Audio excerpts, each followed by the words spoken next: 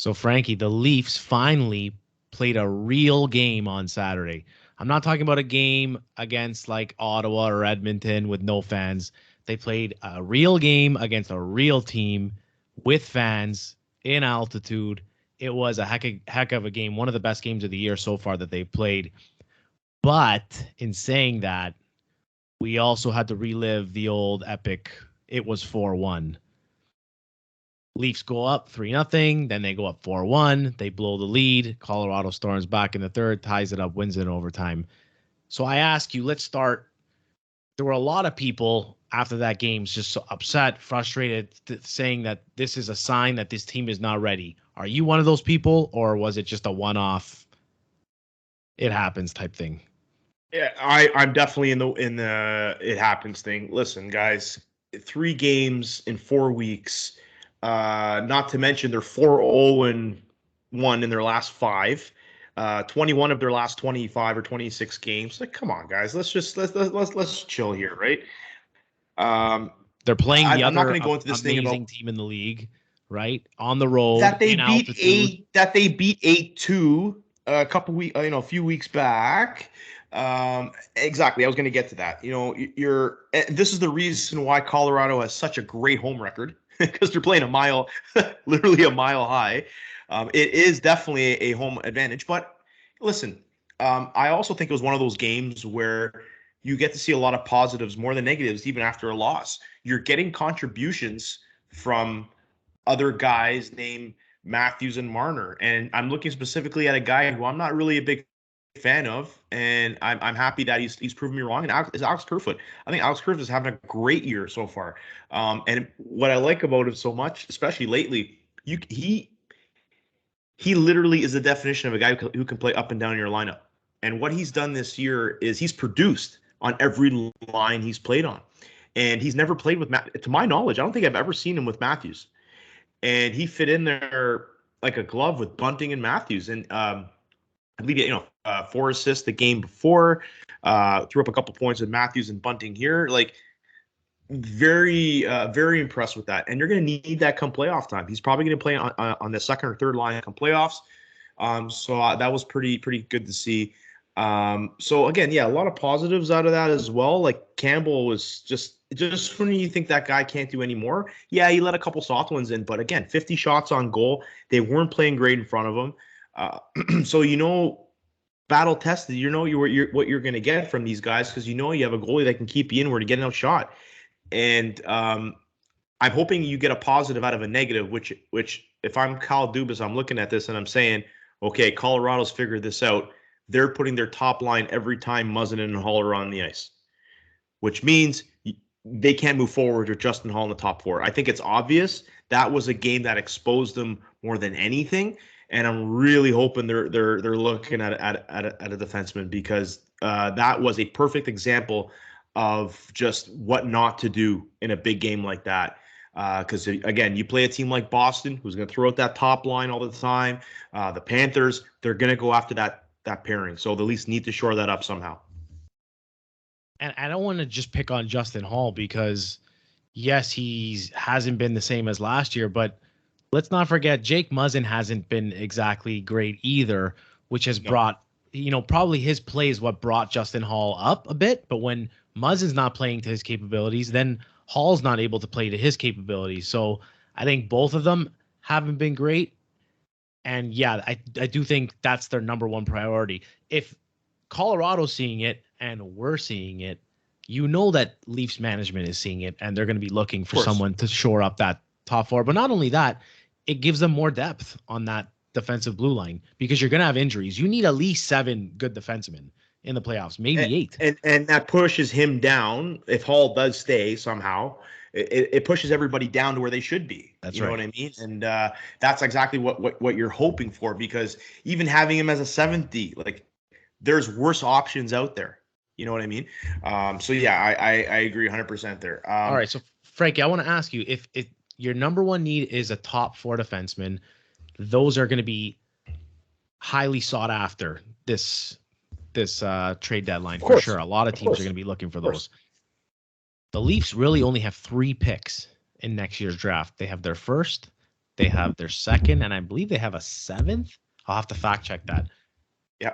What are you willing to give up in order to acquire that right shot defenseman, or any defenseman rather, that could play in your top four and play those specific shutdown minutes?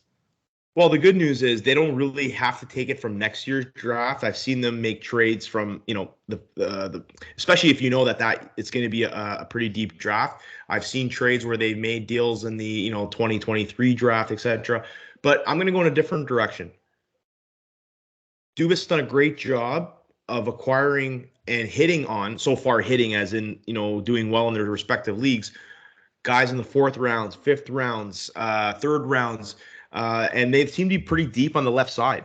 So now you're talking about guys like Rodin Amarov, Nick Robertson, Matthew Nyes, which he's not going anywhere. That guy looks like he's going to be a player. So you can now draw from your prospect pool to say maybe Robertson is expendable. Maybe Amarov's expendable. So now it's maybe Robertson and a pick. Hey, listen, there's a guy in Dallas that wants to get out of there named John Klingberg, and Robertson's brother plays in Dallas. So there, I have heard some connections there that maybe Robertson and something gets it done to flip him to Dallas, right, for Klingberg.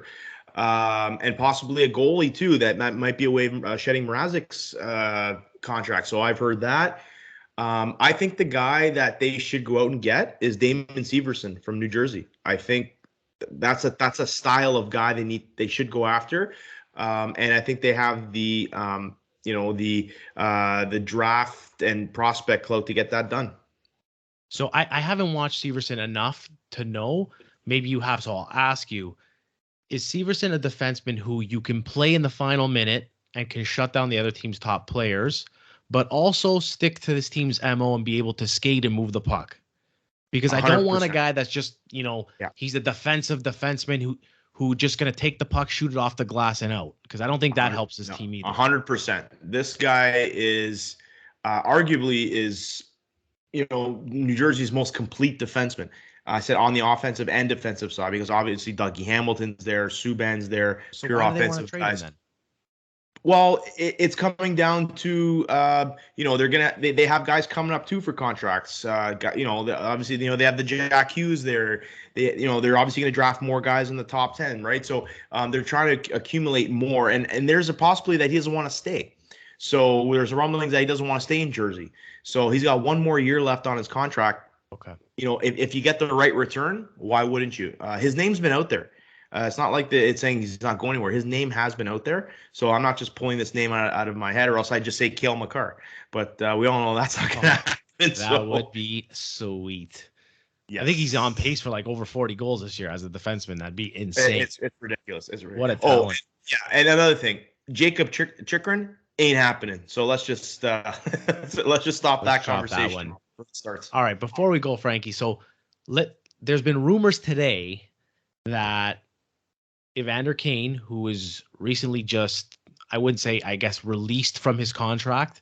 They're going to basically cutting him, or they're trying to get out from that cap hit. He's going to be a free agent. Teams are going to be able to sign him for $1 million, maybe even league minimum. Is he a guy, do you think, that the Leafs would at least kick tires on? They will, just to see what the price is. I think and I am on the side where it's not going to happen, but if they do inquire, it's only because it would probably be at a low cap where I think it's anything over 1.1, anything under 1.125 they can bury. So it wouldn't count against their cap. They can bury it in the minors. But I've heard and I've read that Kane could get close to $2 million somewhere else. So that's already off. That's not going to work for the Leafs, even cap-wise. From a reputation standpoint, do you really want this in your dressing room? Like, really, do you really want something like this? Because it seems like the Leafs have great chemistry in there right now, a great group of guys from what we've seen and what we've I guess read. This is a guy that literally could divide your dressing room. And this is not a reclamation project. Let's make this very clear. This is not a Galchenyuk reclamation. This is not a Josh Ho-Sang reclamation. This is a guy who allegedly, beat his wife, Went lied bankrupt about his, in bankruptcy. from gambling. We're talking about some heavy stuff with his, even with his pregnant wife. And this is stuff that is like non-forgivable. This is like Slava Voyanov type of guys, right? You really want to give somebody like this a second chance. Everybody deserves a second chance, but there's with all this cancel culture and stuff going on in the NHL, I would be shocked to see a guy like this on a team that has and Dubas, who's created a culture of inclusiveness and all this stuff. It would go against everything that Dubas and what Shanahan and what they've built. They tried this new image of the Leafs. It would be, I don't see it because it would go against everything they've done. That means I agree with it. I just don't see it. So I think he ends up on a team who really doesn't care about stuff like that. So obviously Carolina is the top of my list. And I can really see a fit there, to be honest with you. Carolina would be one. St. Louis would be two. And probably Pittsburgh, because they've been, I could see that being who wouldn't want to play with Crosby or Malkin. And that's a team that's probably, that could use some scoring as well. So those are my top three. Okay, so I'll leave you with one last question. Mm-hmm. I agree with you. The Leafs are not going to sign him. It will go completely against their MO and what they're all about and all of that. But let's look at Kane, the hockey player. Yep. Power forward, can play in your top line. You'd have one of the best lines in hockey, no doubt. Mm-hmm. You're a team that hasn't won a round in 17 years, struggles in the playoffs. This guy plays a playoff style brand of hockey, power forward, and you can get him for $1 million. I know all that other stuff is coming with it, but you're trying to win hockey games here. So to the people that don't care about any of that stuff, they just want to win hockey games, what do you say to them? And for the record, I wouldn't sign him. But if this is a hockey specific deal and we put all that bullshit aside, we're talking about even a guy in Montreal that they drafted over some stupid, like a sexual episode of him taking pictures. But he's a guy that they can work with because they're looking at the hockey specifics of this guy, first round talent and all this kind of stuff. So if you're looking from a hockey's perspective, it's not going to cost you anything other than money. It's not going to cost you assets. Yeah. The guy scored 30 goals, 70 points with a bad San Jose Shark team. Hockey skills. He's a great hockey player. Yeah, he's just nobody's taking that away. Absolutely not. Allegedly a terrible human being from what we heard, right? But if you want to talk about the hockey thing, wouldn't he look pretty good on a line with Matthews and Marner? I'd say so, which moves everybody down a peg. Yeah, it's a no-brainer from a hockey standpoint. But there's a human element to this. That's why. It's not happening. I just don't he see will it. have suitors, though. He will have suitors. Apparently he might even be signed before this pod comes out. And I'm dead serious. They're saying he could have a contract and sign by the end of the week. It just goes to show you, in sports, if you're really good, they'll figure out a way to ignore certain things about you that probably shouldn't be ignored. And you get more chances than someone who's, if you're a third liner, fourth liner, that's it, you're done. But when you have talent, you're a first-line player, you're going to get more chances than the average. So, anyways, that's 10-minute misconduct with Coach Frank and Joey Choffs here. And follow, comment, all that good stuff. And thanks for listening, everyone.